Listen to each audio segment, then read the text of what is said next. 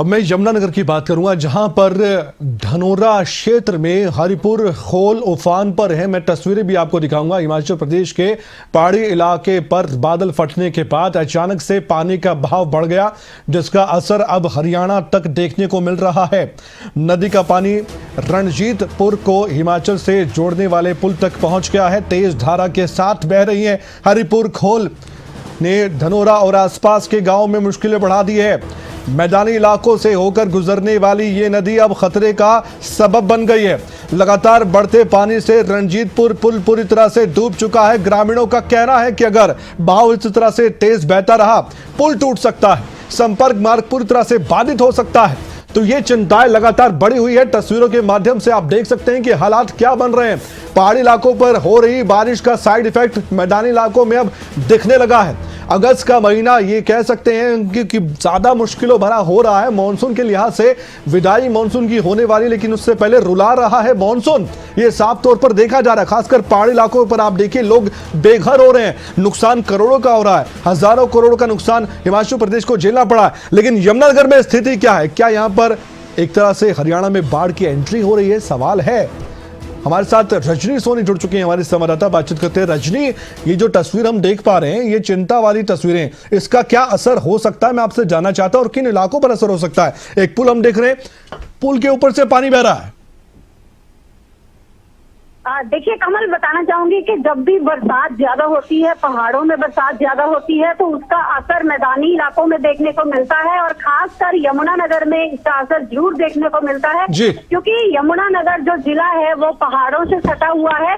और अभी जो पानी आया है, अभी जो बरसात तेज है और जो पहाड़ों में जैसे बादल फटने की घटनाएं सामने आ रही हैं, तो उससे पानी जो है, पानी का बहाव ज्यादा है। और ये जो बरसाती नदी में पानी इस कदर बह रहा है कि पुल के ऊपर से ये पानी जा रहा है। और कहीं ना कहीं आसपास के लोग जो हैं, आसपास के गांव जो हैं, वो उनको खतरा जरूर मंडरा रहा है। वो जरूर चिंता में नजर आ रहे हैं, क्योंकि ये पहली बार नहीं हुआ है। अक्सर हर साल ऐसे ही देखने को मिलता है। जब भी बरसात होती है, जब भी नदियां, जो बरसाती नदियां हैं, वो उफान तो रजनी, ये भी बताइए, हर साल इसका नुकसान कितना बड़ा झेलना पड़ता है? ये भी बताइए फिर।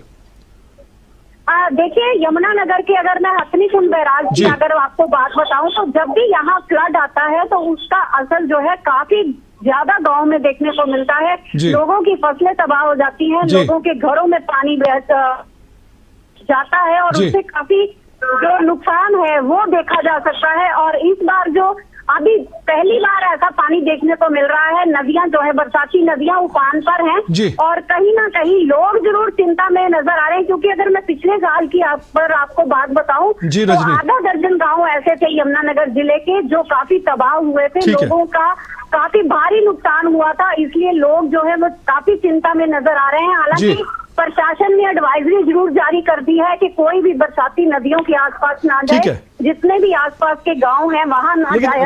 रजनी, ये कहना ठीक है कि बरसाती नदी के पास ना जाएं, ये मैं देख पा रहा हूं। ये संपर्क मार्ग तो लग रहा है, यानी कि एक पुल एक जगह को दूसरी जगह से जोड़ रहा है। कितना व्यस्तम ये पुल है, और क्या प्रशासन ने यहाँ पर कोई बैरिकेडिंग या फिर ऐसे चेतावनी भरी कोई बोर्ड लगाने की जहमत उठाई है, ताकि लोग इस तरफ ना बढ़े? कई बार देखा जाता है लोग रिस्क लेकर पार करने की कोशिश करते हैं ऐसी जगह को। देखिए कमल, प्रशासन की ओर से एडवाइजरी जारी कर दी गई है, क्योंकि आधी रात जैसे ही बरसात हुई तभी ये पानी जो है वो आया है। और पानी जो है, अब जैसे सूचना मिली है कि पानी का बहाव थोड़ा सा कम जरूर हुआ है, लेकिन लोगों को सतर्कता बरतने की एडवाइजरी जरूर जारी कर दी है। हालांकि लोग कहीं ना कहीं कई बार ऐसी बात करते हैं कि लोग निकल भी जाते हैं, लेकिन प्रशासन की ओर से एडवाइजरी जो है जरूर जारी कर दी है। और अगर मैं इस रोड की बात करूं, तो काफी व्यस्तम इलाका है ये। कई गांव को रोड ये जो जोड़ती है, लेकिन अक्सर ऐसे देखा गया है जितनी भी यमुनानगर की बरसाती नदियां हैं वो ऐसे ही उफान में आती हैं। लेकिन अब जो है प्रशासन की ओर से एडवाइजरी जारी कर दी है। आसपास के यमुना में चाहे वो लगते जो सटे इलाके हैं, उन पे भी लोगों को ना जाने की सलाह दी जा रही है। और एक बात यहाँ मैं बताऊं कि यमुनानगर के कई लोग ऐसे हैं, कई किसान ऐसे हैं जिनकी जो जमीनें हैं जिनकी जी। फसलें जो हैं वो यूपी से सटे इलाकों में लगती हैं, जी, तो रजनी। लोग जो हैं यहाँ से आना जाना उनका अक्सर रहता है। लेकिन जिस तरह से अभी नदियों में बहाव ज्यादा है, जी, पानी रजनी। का बहाव जैसे देखने को मिल रहा है, जी। तो लोगों को एडवाइजरी जरूर जारी कर दी गई है बिल्कुल। कि यहाँ से वाहन लेकर ना निकले, क्योंकि जो ये पुल कम से के कम ऊपर लोगों को से पानी समझना बह होगा रहा था। रजनी। सबसे बड़ी बात यह है कि अभी भी बरसात कई जगह पर हो रही है और बादल फट रहा है। हिमाचल प्रदेश के कई क्षेत्रों में ये चिंता का विषय, क्योंकि वो पानी मैदानी इलाकों की तरफ आता है और यहाँ पर भी आपने कहा कि ये चिंता है।